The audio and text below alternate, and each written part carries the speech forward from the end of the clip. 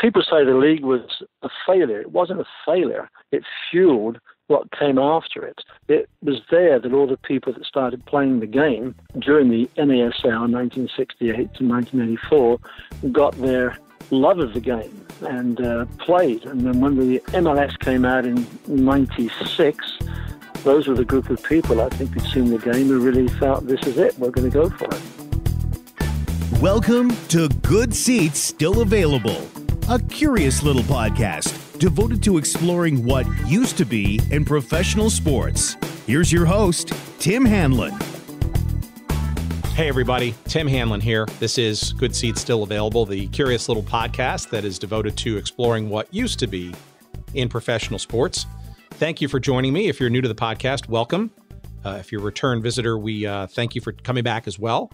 We appreciate all your social goodness and input and emails. Fantastic so far. Thank you so much for supporting the show so early in our journey together. Today, we're focused on professional soccer. People who know me know that that is a personal interest of mine from a long time ago, and arguably the impetus for getting this podcast underway. My old reminiscences of the old North American Soccer League, the Cosmos in particular in New York, and the star-studded players that grace the fields of Giant Stadium.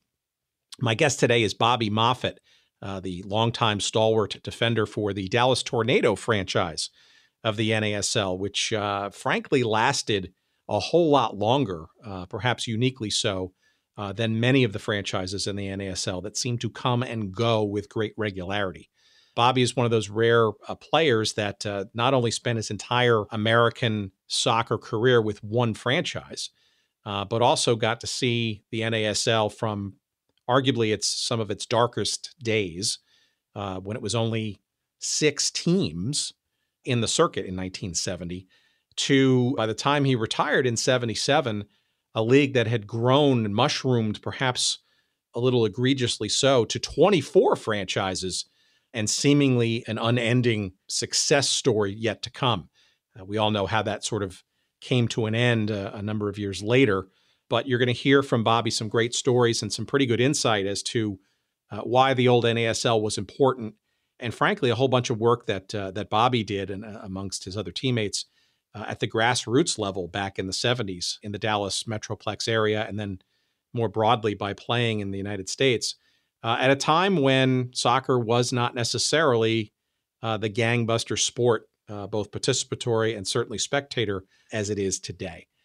So we look forward to a couple of moments here with Bobby Moffat from the old Dallas Tornado coming up in a second. Before we get to it, I want to remind you that all of your Good Seats Still Available information needs can be met at our website, probably the best place, goodseatsstillavailable.com. All one word. Everything is there for you, all the feeds, all the places that our podcast is available, a place where you can send us some email, connect with us. Otherwise, if there's some stories or suggestions that you have, commentary, whatever it is, please send it along, and we're more than happy to hear what you've got on your mind, both good and bad. It's goodseatsstillavailable.com, and it'll tell you where you can find us on social media and all that kind of good stuff. So again, thank you for your early support, and we've got tons more in store for you in the months to come, and hopefully you'll stick with us as we explore all that stuff. Okay, let's not waste any more time. Let's get right to our conversation with the legendary Bobby Moffat, the old Dallas Tornado.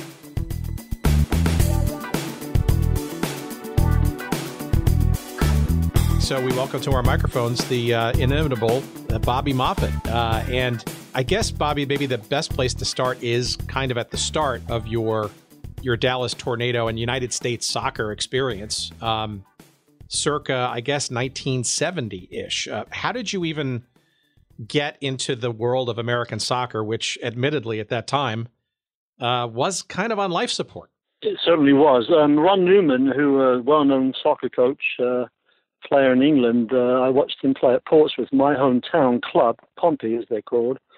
And then when I went to Gillingham after I left Portsmouth Football Club, Pompey, Ron was there. So he left after a year to come to the States and played in the 1967 league, the NPSL, and he then came recruiting to England in 1969 looking for people to go on a tour. The remainder of the tour the club was taking, the Dallas Tornado, of England, Scotland, and parts of Europe, and also looking for players for the 1970 season. So that's how that went about. So Ron Newman was the guy instrumental in bringing you over to the States. Correct. Well, in addition to that, right, he's also probably one of the biggest pillars of the sport in keeping it going and frankly thriving in the years to follow, no? In Dallas, he has a very strong legacy, and he did that in Atlanta and other places. And the curious part of that is, I mean, we're friends. We still talk fairly regularly in email and so on and so forth, as a lot of the old Tornado players do. But the fee for the game when they transferred me was that they play a friendly game at Chelmsford where I was playing. For my services, all the proceeds would go to the Chelmsford Football Club. So that was the deal Ron arranged. He was quite a canny individual, both on and off the field of play. Still is. Yeah, well, obviously somebody we'd like to get on the podcast at some point. So after we're finished speaking, I'm obviously going to try to see if I can get some contact information. But all right, so give me a sense then of what you stepped into. I mean, it's probably a different world that maybe even you were expecting, despite the friendship with Ron and his, I'm sure, assurances that this was a worthwhile enterprise. But I mean, you're in the prime of your soccer playing career, and all of a sudden you're thrust into this league that only had, at the time, 6 teams? Yes, it was a strange situation. We didn't know going in that it would only be that low, but there were also international games, so they also counted. 3 or 4 teams came over and played all the teams, so there was a round-robin effect, in effect, and there was 24 games that were played. We weren't very much up on the cost of living and other items such as that, but we quickly learned. And what we did, we played, and we had to get a second job. So that was a very interesting part. Getting used to the fields, sometimes with baseball diamonds on them, was very, very interesting.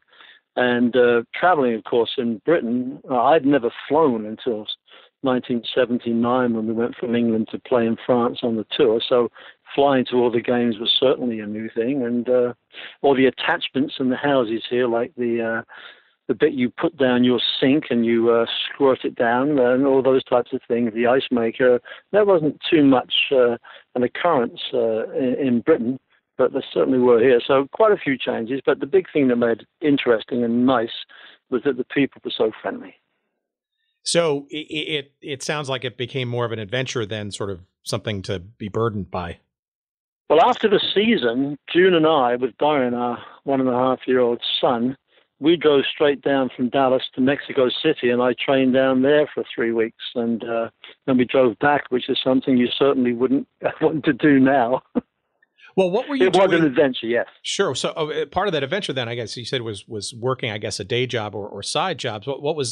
How did that sort of come about? Because the season obviously wasn't all that long, not many teams. What were you doing either in the off season and or maybe even during the season off the field? The players that stayed through the year had regular jobs. Roy Turner worked at a car dealership. Louis Girassi worked at a transmission shop, but not too many players had full-time jobs. And my first job was Hunt Oil in the mailroom, which was a very, very privileged job, which I certainly got out of. And the club had found me that. They weren't the best at finding you jobs. I ended up trying to sell vacuum cleaners and encyclopedias, and in the end, worked at a place called Green Hill School where I cut the grass and trimmed the bushes and worked out in the heat for 40 hours a week, which was good training for the game when you play on the weekends. Did you ever question the move, though, given that you were basically working a day job or a bunch of different odd/day jobs and playing versus arguably maybe being in a more full-time professional atmosphere and back in England? It was a bit Harry Tate. That's an English expression for all over the place. Paul Waters, a lovely man, he was the chief executive of the club at the time, though I don't think he had that title. He put things together for Lamar Hunt. He said that I wouldn't have a problem getting a job, and that June, my wife, she had her own hairdressing business, wouldn't have a problem getting a job. But June did have a problem getting a job, and the job I had was in downtown Dallas, where they offered junior job as well, but they didn't coordinate. So when we got over here, we were told to get a place up in north of Dallas in Richardson, the next city. So the jobs we were given were an hour away each time. So there wasn't a lot of continuity there. So that was a point of dispute. And yes, it was mentioned a few times, but in the end, the club, Ron Yoon, got me the job cutting grass at Green Hill School, and we got by. The interesting thing is they wanted, halfway through the summer, another worker. So I got Oreco, who was a World Cup winner with Brazil in 1958. So sure. There was the disparity between our careers. We were both working at the same job in America. Almost like going to that's a Donald Trump fact. It's almost like going to to get your driver's license. It's the great equalizer, right? Yeah. Well, it does sound that, though, you took to the Tornado, the North American Soccer League, and Dallas in particular. There's a quote here. There was an article written about Kyle Rote Jr. a couple of years ago. I don't know what the source. It's a local publication somewhere in Dallas, and he basically called you out and gave you a whole bunch of praise. I'll give you the quote.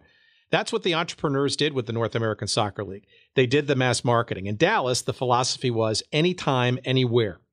Bobby Moffat, Mike Renshaw, Kenny Cooper, Dick Hall, they were the real missionaries of soccer. They loved the game and were proud of it and wanted to introduce it to as many as they could. It seems like your entire career, both playing and then subsequent, is almost that of proselytizer of the sport. Yeah, I think Kyle hit that on the head, and you must send me that quote. But we did. We went out there and we did some interesting things, and I mentioned the book that I'm writing about this is how the game grew, and it was through those types of moments you went out and you talked to kids and invited their family to come to games, and they started playing, and it grew from there. It feels, though, and this is a bit before my time, I became a NASL fan roughly 75, 76-ish. Well, I remember seeing you in the game down in San Antonio, April the 18th, 1975. You were wearing a hat. I'm sure I was. But at 9 years old at that. But it did seem that, that the Dallas experience and your grassroots support of the sport, Ron's support, some of the other players I just mentioned, almost felt like, I guess, an anomaly, I think, maybe from some of the other teams in the league. Maybe almost you guys were the exception in terms of your trying to dig roots for the sport beyond just... I think we were, and I think we got a lot of people. I know we got a lot of people that came down from other franchises to see how we were doing it. Not that we were greatly successful at the gate, though we were reasonable, and we grew as the years went by. But I think that the common touch was what was... the main thing that we could say we were doing there, and going out and kicking the ball around with people. But we tried everything we could do, and in the end, we made a living for ourselves, and most people, I mean, Cooper and Hall and Renshaw and myself and Neil Cohen, Freddie Garcia, all still live in the Metroplex, Billy Phillips. And it was an ethos that went on. I think the only other people that did that as well as we did were the indoor team, the Dallas Sidekicks. They followed the same pattern we did, and they were quite successful too. So let's talk about actually going to the games. So you're playing in 1970, 1971. It doesn't seem like that Franklin Field was sort of the magisterial pitch that perhaps you got to play on in various locations in England. It was the best field in the league, probably. The rest were very, very poor. In Washington State, you had a baseball diamond in the middle of the field. So Franklin Field was actually quite good by comparison? Yes, it was. And it wasn't great, but it was good. It was wide enough. What happens when you come over, you play on a narrow field that's mostly been used by baseball or by football, is the field is so narrow that it's not good enough for expansive soccer. It's 50 yards wide. So that was another problem. That's interesting. You certainly can regale in certain. I mean, the playing field surfaces in the United States has always been an issue, and frankly, in some cases still is an issue today, especially at the minor league level. But it didn't seem to stop you all from having quite good seasons, including probably something that's most memorable to you, the championship season of 1971. Is there anything in particular that you remember from that that team and that sort of special moment? But what was amazing was that we lost all of our top scorers. We just qualified for the playoffs in second place, which the following year in 72, only the top teams in each division qualified, so we wouldn't have. We lost our top scorers, our Greek scorer, Kurt Apostolidis and Tommy Jordan. They went back to, Tommy went to England and to play for Portsmouth, and Kurt went back to play for the Greek national team. We lost them, and other people had to step into. I had my jaw broken in Montreal halfway through the season, so I was out for a good third of the season. And we just pulled together. It was an amazing team effort. And what was amazing was the amount of games that we played. I think it was 6 games in 14 days. It was 15 days to win the trophy. It was ridiculous, but we did it. But it was also ridiculous, too, because it seemed like that the playoffs that season were just dogged by interminably long games that were not decided by tiebreakers. Yes, we played the longest game, as you put down in your material, 176 minutes ever. It's still a record. And people were walking around tired. For our listeners, we're talking about September 1st, 1971, against the Rochester Lancers. It was, I don't know, something like 176 minutes or something until 176 minutes, and after we played full time, we just went into 15-minute increments. It was sudden death, and we happened to lose that game 2-1. And the fellow who was Mediterranean, who was the star for Rochester, and they had won the title the previous year. He said to the press afterwards, that should take care of Dallas now. Well, we beat them 3-1 down here. We hammered them here. And what happened next? And then we went there and won 2-1 in that 154-minute overtime to win the series. But you're also burying the lead, because who had the game-winning goal to get you into the finals against Atlanta later on? Yeah, I must confess to that. I did. Well, and that's interesting, too, because it looks like you had quite a goal-producing season in 1970, but then in 71, your goal production kind of diminished a bit. Was that because of a position change? Were you more defensive positioned? I played every position for the team except goalkeeper. I'm too intelligent to be a goalkeeper, I've been told. And in 1970, I only played 10 games on the front line. The other 14 were at the back. So scoring 8 goals, I thought was quite decent. Then when I came back the next year, Ron had some good strikers, Kurt Apostolidis, Tommy Jordan. We had another boy there from Liverpool who was a good player up front, and he played me at the back mostly. So, what was the sense in Dallas? Did the fans notice? Was it hard to break through? Did people even pay attention, given how relatively small footprint the league was at that point? Reading the publicity in the papers that I've got through the years, we got great publicity, whereas MLS, the Dallas team here, don't get anywhere near the publicity that we got. We were very well covered in the media, and gates did begin to increase. And if you'd like to get an idea of that, I can tell you exactly. When I came here, I heard that the attendance in 67 was 4,700. The leagues folded, they joined together. The attendance was 46.99. That's the average attendance. And by the time I finished playing in 77, it was 13.5. That's when Pele came here. But Dallas's attendance in 68 was 2,900, 69, 2,900, 70, 2,200. It only started going up again in 71 with 33. And when I started playing in 77, it was 16,005. So that's probably not only a testament to the growing popularity of the sport and the publicity and Pele and all those other things, but frankly, probably your grassroots efforts really starting to bear some fruit. I think it had a lot to do with it. And one of the things in 76, we got a madman for a GM who was mercurial. He was a workaholic called Dick Berg. Sure. And he went out there and beat the drums. And we had our own stadium built on SMU's campus in Dallas. And we started getting the good gates then. It only lasted for a couple of years, and then it started to go down. And the team then moved back to Texas Stadium. One thing I wanted to mention about the game, the 154-minute in Rochester, where we won and qualified, we ended up playing 9-a-side. 9-a-side? Two players got into a fight before the end of regulation. 2 players got into a fight in the middle of it. So I started off on the front line. You're asking about positions.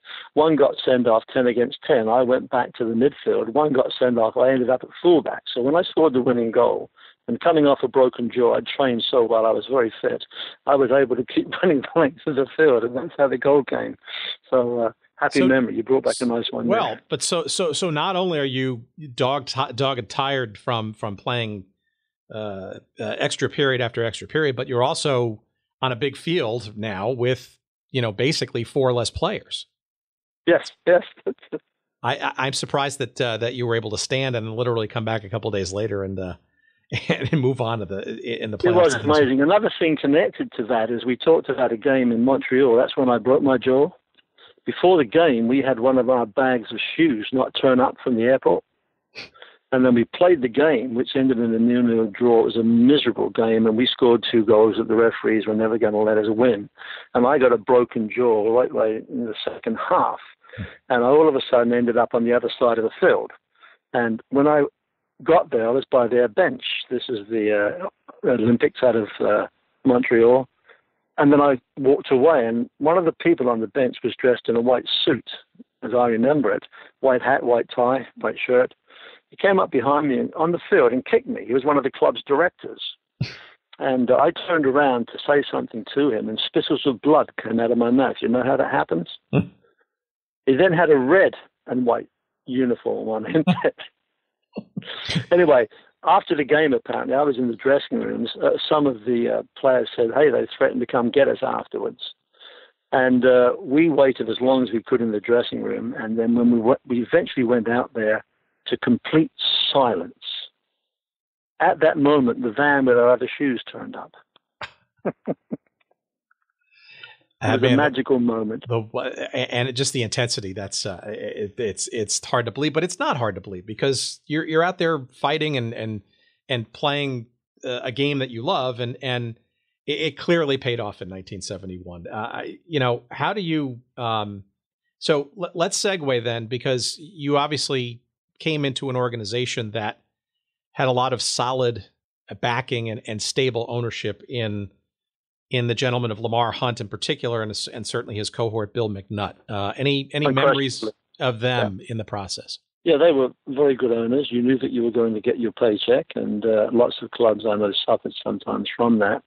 Their intentions were good, and after the World Tour, they bankrolled in 67, 68 when the team went round on an incredible World Tour. They could easily have thrown it up their hands and said, we've had enough, but they stuck with it. They had a vision, and they made it succeed in the end. Any personal anecdotes of Lamar Hunt's generosity or steely spirit? I mean, obviously he had a football team he was also tending to, and a newly integrated league into the NFL. Did you ever sense that the Dallas Tornado were a secondary exercise for him, or was he full on and full in, as it seemed? No, but he was. He had the common touch, and he remembered your family, your children's names. He was always personable. He could remember details. He was very punctilious. He would look at the field before the game and pick up stray items and things, and he would mention to you about different things that he felt could be done differently, or pass them on through Ron Newman. For example, paying attention during the national anthem, which to people from overseas is a strange thing to be standing and hearing the American national anthem being played. And he wanted us to be respectful, which we did, but apparently some of us were squirming and jumping up and down, preparing ourselves. So we learned from that. He had a unique perspective on things. His family, and Norma, his wife, was very beautiful, is very beautiful still, and both in both ways, particularly as a nice person, and she always remembered your name. So both of them were very, very good owners. And of course, Bill McNutt was not as personable, but he was as honest as the day is long. And you could rely on Bill that when he said something, by goodness, by Joe, he meant it. And I suspect you were solid owners. Well, I suspect you were also well taken care of during the holidays when fruitcake time came about. There's a few stories about that, but we have had some fruitcake. That is sure, yes. The fruitcake king. For our listeners, yes, Bill McNutt had been was the fruitcake baron, I guess, and owned a substantial bakery and company focused on the delicious treat that is known as fruitcake. Down in Waxahachie, Texas, which most people pronounce as Waxahachie. Your accent belies your Texas spirit, Bobby. So thank you. So I'd love to hear some of your general impressions as the league and the Tornado kept marching through the 70s, because, and indeed you had a championship season in 71. You did very well in 72. I mean, you lost in the semifinals to the Cosmos. In 73, you were in the final game with the Philadelphia Atoms, the first year team that basically came into Texas Stadium at the time and won the championship in your backyard. Did you get a sense that the league and the team and the whole sport of soccer was building up some real impetus, some real action in the United States, or was it still kind of hard to sort of see? You could see that there was certainly a stabilization going on. 69, the league was in disarray. Phil Woosnam and Clive Toye held it together, and they went for the cheap route. 1970, they started bringing back some teams, because in the 67 season they had, for the USA League, that was Lamar's league, they had Dundee United play for the Dallas Tornado, but they had 8 teams from overseas play in the USA League, or 10 teams, and they were West Ham and other teams from overseas. 68, they went into that one league, and that was 17 teams. That was not a very successful deal, and they thought the league had failed in 69. It just survived. 70, it was a little bit more stable. 71, it looked like it was going to go a bit bigger, and they brought in the 2 new teams, Rochester and Washington. And by 72, it started to wobble again, because we only played a 14-game season, having played 24-game seasons before. And it stabilized, and in 73, it looked good, and nobody dropped out of the league. Philadelphia came in, and then the next year, 74, we had a 15-team league. In 75, we had a 20-team league, some of which shouldn't have been brought in, some of the franchises, quite frankly. And then in the middle of 75, bang, bang, bang, here comes Pele, and we get worldwide recognition, and we have players coming from all over the place. Standard went up, the gates started to go up, and it became very much something that people were aware of. The national commentary was not bad.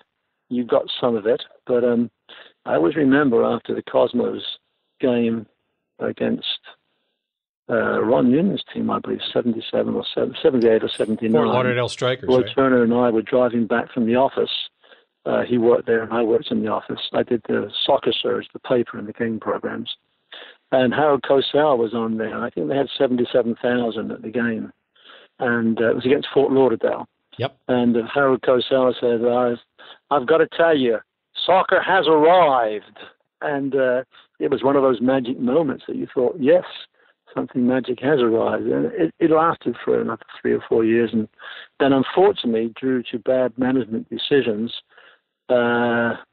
it dropped off and it stopped after the 74 season. But yes, there were definite signs that it was there. But people say the league was a failure. It wasn't a failure. It fueled what came after it. It was there that all the people that started playing the game during the NASL 1968 to 1984 got their love of the game and played. And then when the MLS came out in 96, those were the group of people, I think, who'd seen the game who really felt, this is it, we're going to go for it. And so the NASL, that's part of my book, didn't fail. It just didn't succeed as an entity. Does that make any sense? Oh, it certainly does. You could also make the argument, and I'm curious to hear your opinions as a player at the time, of some of the innovations that came in the game at that time as well. And frankly, if I had a soapbox, I would say some of the world game could use some of these innovations yet again. But, 1973, there was the introduction of this 35-yard line, right, to sort of punch up, the offense a bit, or at least give, the offense a bit more chance to kind of linger closer to the goal and perhaps produce a few more goals. How was you as a classic traditional player? How did you and other players around you sort of react to that sort of? I suspect some felt it was a gimmick, but how did it play for you? Well, the year before, 72, it was an 18-yard line. Is that true? In 73, they introduced the 35-yard line. And it was interesting. It didn't really change the game a great deal, quite frankly. And I don't think the goal scoring was very much different in either of those events. But it was something that FIFA granted permission to NASL to do. And then, of course, you had the shootout. Well, that came a number of years later. I mean, just the fact that overtime actually was allowed to sort of creep in. But that shootout came in 1977. That's another innovation that frankly, anybody who's watched, Champions League penalty kicks. No, the shootout came in 1974 to decide a tied game. Yeah, I think those were penalty kicks, though. PKs. PKs, yeah. Correct. It's the terminology that confuses, right? Sure. But that 35-yard line version of the shootout, I think, was first in 1977, and arguably is a much more dramatic, maybe even hokey, but much more interesting and I think action. Far more skillful, far more soccer related than a penalty kick. And so I loved it. Okay, why did you love it? Because of that. It was more skillful and it was more realistic. When I did my camps after I started the camps with the Tornado, after I retired from the Tornado, I ran my own camps, and that was part of the skills testing that we did. And when you saw Carlos in New York, what he did with the PK or with the shootout was just remarkable. Do you remember that? I do. I was at that game. That's for those of our listeners. Were you really? Oh, remarkable. Well, yeah, that was so.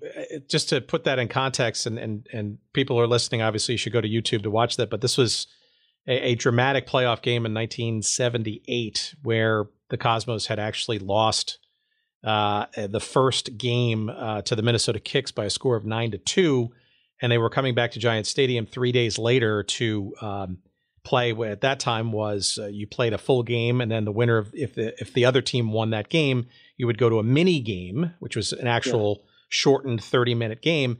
But regardless, if the games were tied and sudden death didn't produce anything, you went to this 35-yard line driven shootout.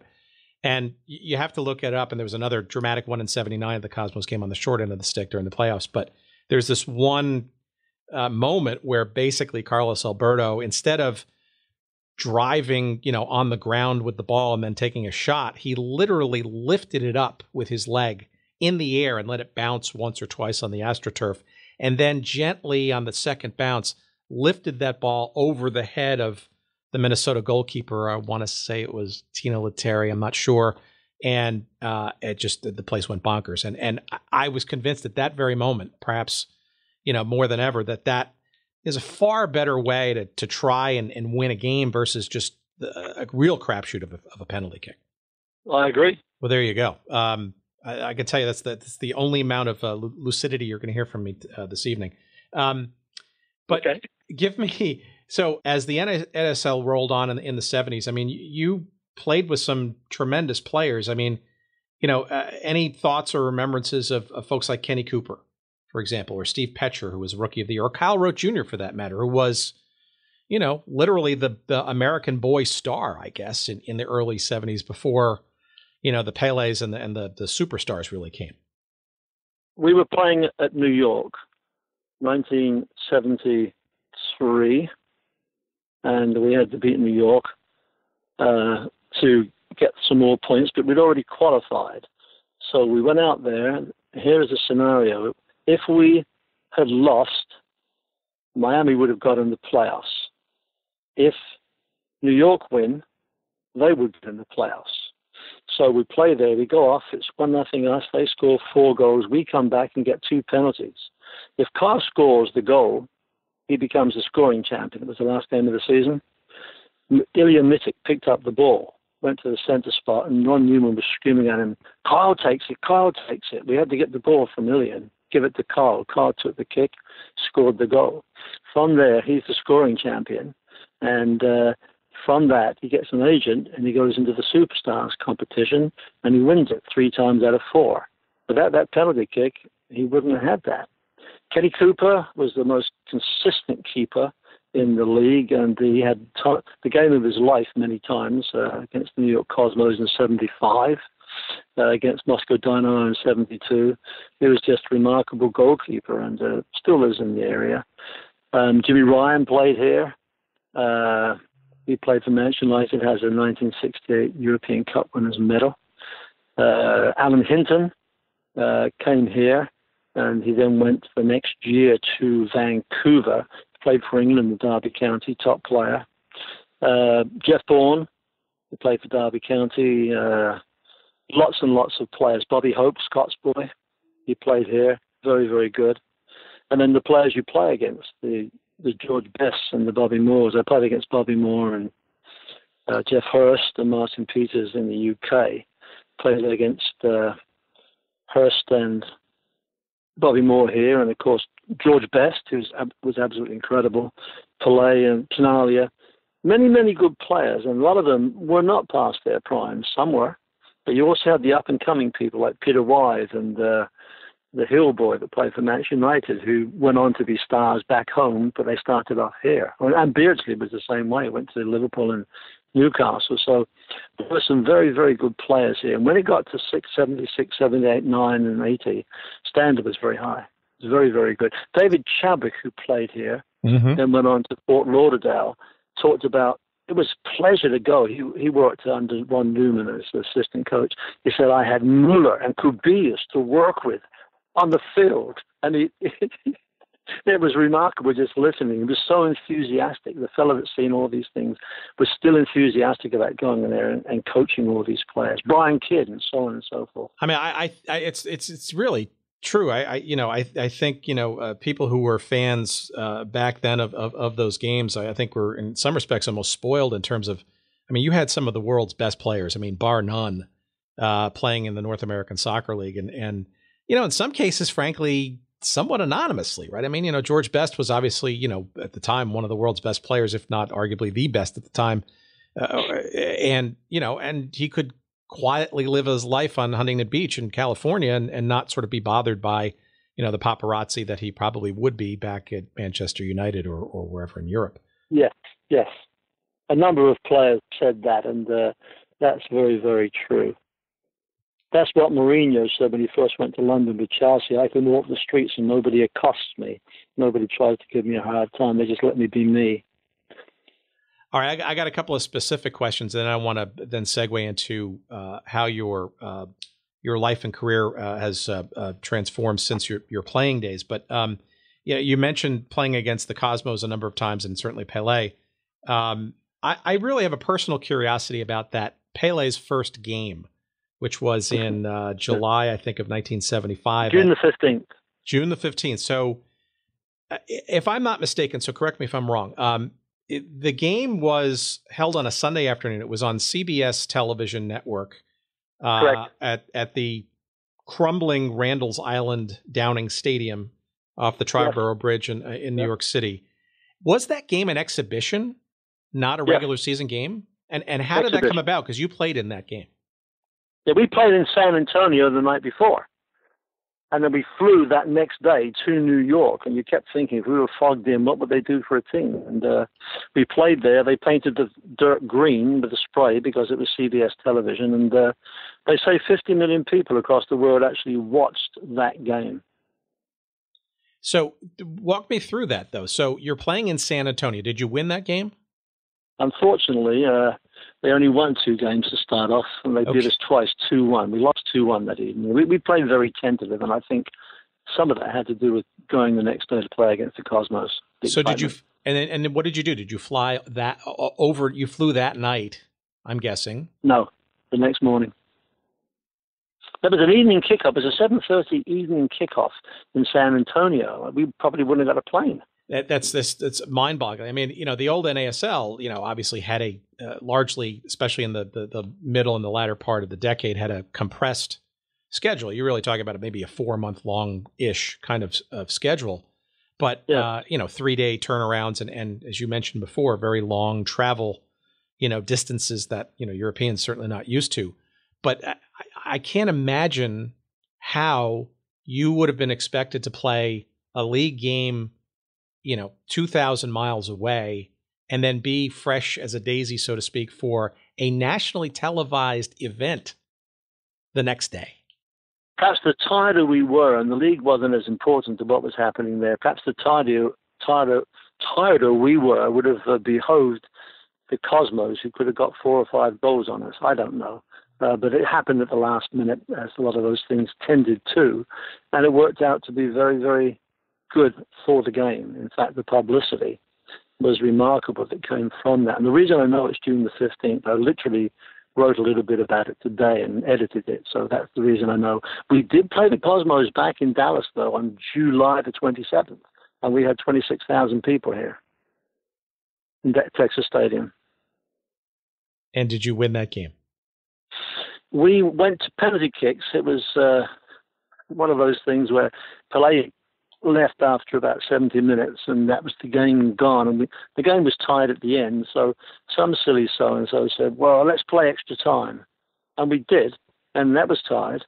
So then they said, we'll go to a shootout. So it's almost 12 o'clock, and nobody wanted to be there after Pele left. So we should have just said it's a draw, which the first one, June the 15th in New York, was 2-2. Okay, I got another question for you, and that's the indoor game. Did you play indoors during 71, 75, 76 when the Tornado were part of the various tournaments that the league was experimenting with? 71, I was out of the country, and the Tornado, went to St. Louis and won the first NASL tournament. There was just 4 teams involved. 75, they had a tournament, 4 different groups, Tampa, San Jose, Vancouver, I believe, and Dallas. And they each had 4 teams in it. So there was a round robin. You win it in your place, which we did. We then went, that was early January. That was January the 24th and 26th. You played 2 games, and the team with the best goals record won. And then you qualify for the playoffs. So there were 4 teams, 1 from each of the 4 groupings. And then you played the semifinals and the finals, and the place for 3rd place. And that was brutal. The refereeing was poor. The tackling was a bit off the wall. There were 3 broken ankles in that tournament, 14th through the 16th of March. It needed to be regulated, and it wasn't. But that was something the NASL wooed but never did properly. And in the end, that was one of the poison chalices that put them out of business, I think.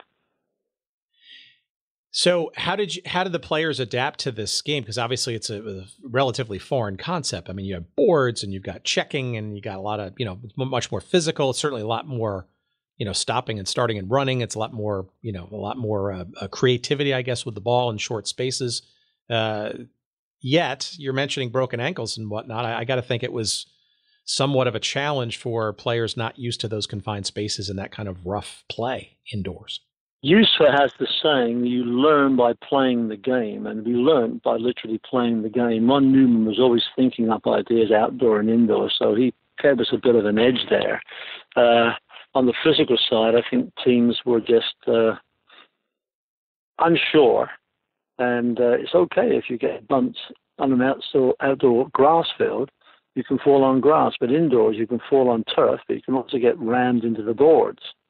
And so it is a different mindset. You've got different shoes, different surfaces, shorter periods, and smaller goals, bigger goals, taller goals, wider goals, smaller. So who knows what's going to happen there. But it was bedlam to begin with, quite frankly, and gradually got sorted out. In 76, there was another tournament until they disbanded it for about 3 years. I don't think they played again until 79. And the 76 tournament was just, well, we're not going to spend much time on it because we wasted a lot of preseason in 75 working on indoor. And it left us a tangled outdoor schedule to work through. So, but there wasn't as much importance put on it in 76. And I think that was pretty accurate. Because here was the problem. What they were thinking, Woosnam had said that he wanted to have a season January through March out indoors, and then go straight into the April through August season outdoors. The players, you wouldn't have any players left. They'd all be injured. Yet, that's what the NASL faced in the early 80s as the MISL really started to gain some traction. There was that whole, hey, we're the originators of the indoor sport to begin with. Thus, we should play both indoors and outdoors, right? They lost the plot there. They should have done it earlier if they were going to do it. And I think they should have done it after the outdoor season when it's in many parts, the climes in many parts of the country are different. I know it's hard to get indoor arenas, but they were available. I think they made a big mistake by not doing that. I really do. Yeah, the sport of indoor soccer to me, in the MISL, which is a whole another ball of wax that we've got a bunch of other guests lined up for in the months to come, is, I think people kind of almost conveniently forget that, as the NASL petered out in 84 and 85, I mean, the top flight professional soccer in this country was the MISL indoor soccer. And frankly, some people even were resigned to the fact that might be what soccer would be going forward in the United States, and outdoor wouldn't. But you talk about what built the game. We did camps. I was in charge of the first camps here in 70 in Dallas, and that went very, very well. I wasn't sure if I was ever coming back after the 70 season, and I came back by myself without my family for 3 summers. The end of 73, I got a job with McDonald's with a TV show, which lasted for nearly 2 years, Soccer Locker. And I have looked on YouTube, and I have not been able to find it, Bobby. I think the world needs to see some old episodes of that show. I've got 3 of the CDs left. The station doesn't have any. I don't have any. But we were just moving so quickly then, because after I lost the job, they gave the money. Can you believe this? They took my money away and gave it to Ronald McDonald and the Ronald McDonald fan. I can't believe that. But we had a good run. And all of a sudden, it's the 76, 77 season. You're asking about what I did after I finished. I finished playing in 77. 82, I brought in the Dallas Americans from the American Soccer League into Dallas so the American players could get playing time. And that was basically a second division league that effectively was kind of the only thing around outdoors as the NASL collapsed, correct? I went to Lamar Hunt before we actually bought the franchise, and I was not the money man. The other people I brought in were. And there were a lot of us working on that scheme. I said, Lamar, can we call it the Dallas Tornado? He said, I'd rather you didn't. So we didn't do that. But prior to that, I opened a shop, and then I started going into coaching, and that's when I opened my own camps, 79, 80, and up to 2011. And that's what we did, was camps, and then we had soccer tours. We took at least 6,000 Americans, that's players, coaches, and parents overseas to a lot of the European tournaments. And then we retired 5.5 years ago. Well, it's clear that if you grew up in the 70s and 80s, even the 90s and 2000s in the Dallas Metroplex area, and had any inclination or interest or participation in the sport of soccer, I doubt seriously that you would not have heard of the name Bobby Moffat through all those grassroots efforts way back when as a player, and then obviously afterwards. It's pretty clear to me that that your passion for the sport, and your book, which you're working on, which we hope we can have you on again to talk about once it's hopefully published or in publicity. It's pretty clear that people like yourself were and are quite responsible for any of, I think, the current success of the sport in the United States today.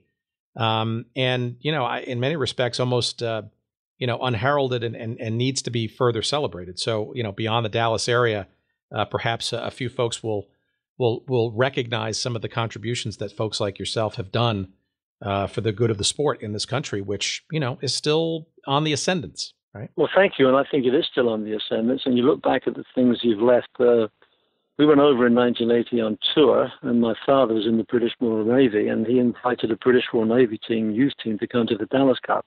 So they've been coming for the last, since 1981. 4 years ago they stopped, and United Services team took them over every year. They come, they're hosted by the families, and I always believe that it's good for this British-American relationship to go well. I want it to stay together, never to fracture. So that was one thing. And the other thing that I've left that's permanent here is the Flame Fest, which is a tournament I put on with the Flame Soccer Club. And many, many people worked on that, and it's still going and raising lots of money for people. So it's always a pleasure when the Flame Fest and Dallas Cup come around, and the MLS season. I've already seen their games in the CONCACAF tournament. To see those things come around and think, well, yeah, that's good. Let's see what is going to happen now, and keep in touch. And it's when you run into your old friends. I was at the CONCACAF game against Pachuca last Wednesday, and there was Billy Phillips, and there was Neil Cohen, and the week before was Gordon Jago. Gordon Jago, you must get on about the indoor, by the way. Love to. And I will follow up with you afterwards to get some phone numbers.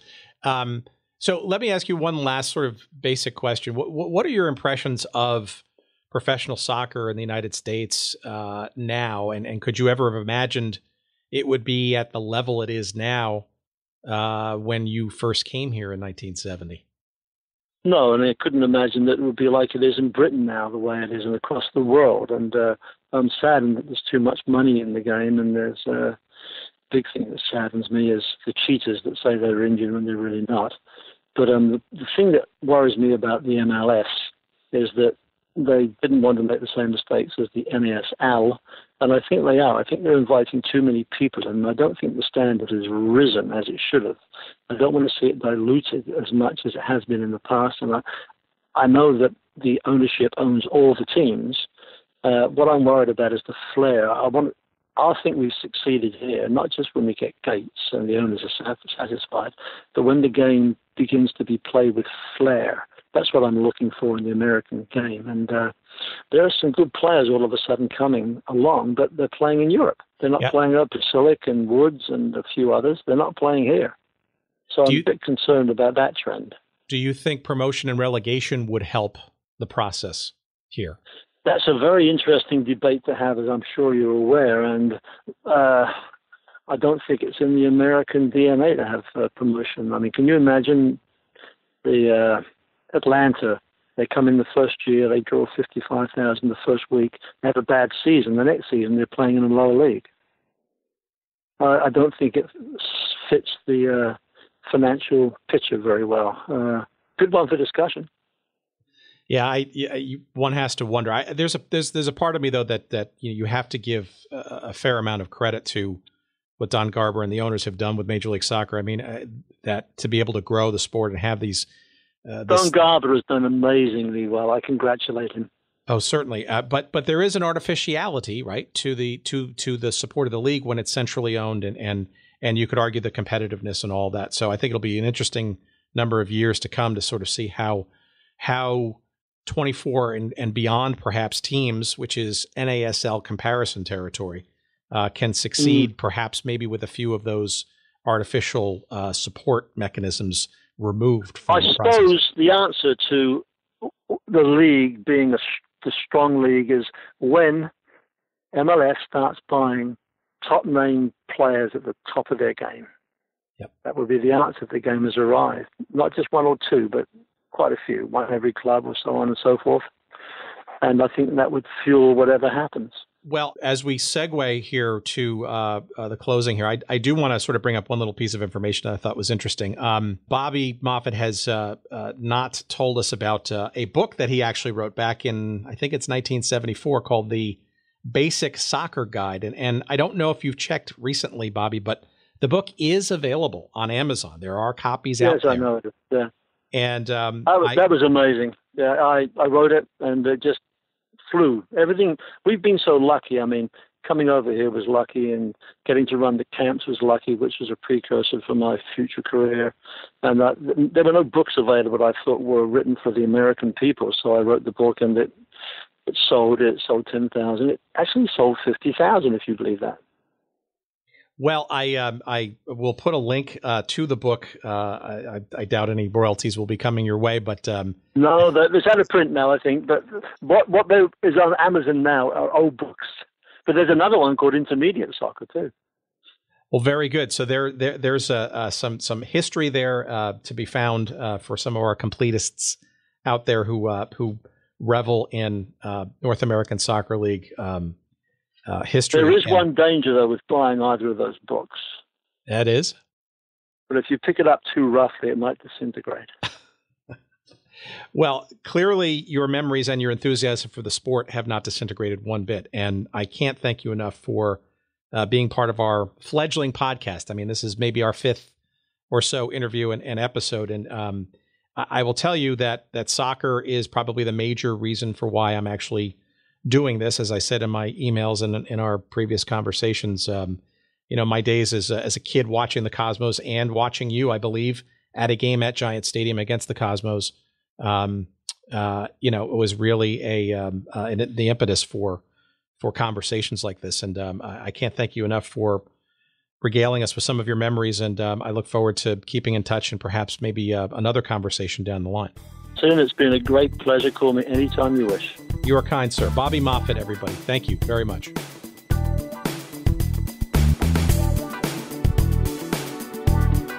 Okay, there you have it. There's our chat with Bobby Moffat from the old Dallas Tornado.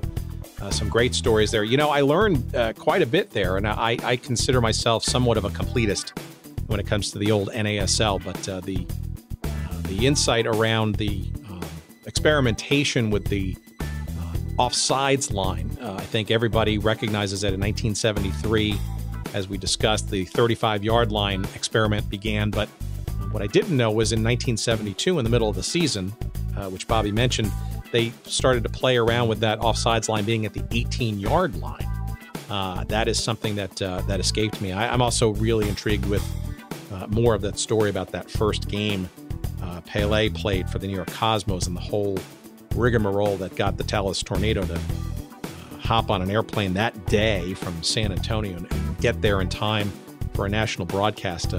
I suspect that we're going to find out more little bits and pieces about that particular game with other guests as we move along. So I look forward to going further on those and many other things in the old NASL, as well as all kinds of other professional soccer stuff in the weeks and months to come. So thanks for listening. This is Tim Hanlon, and we appreciate your listenership. Find us on social media, download us multiple times, rate, review us. We love it. Thank you. We can't thank you enough.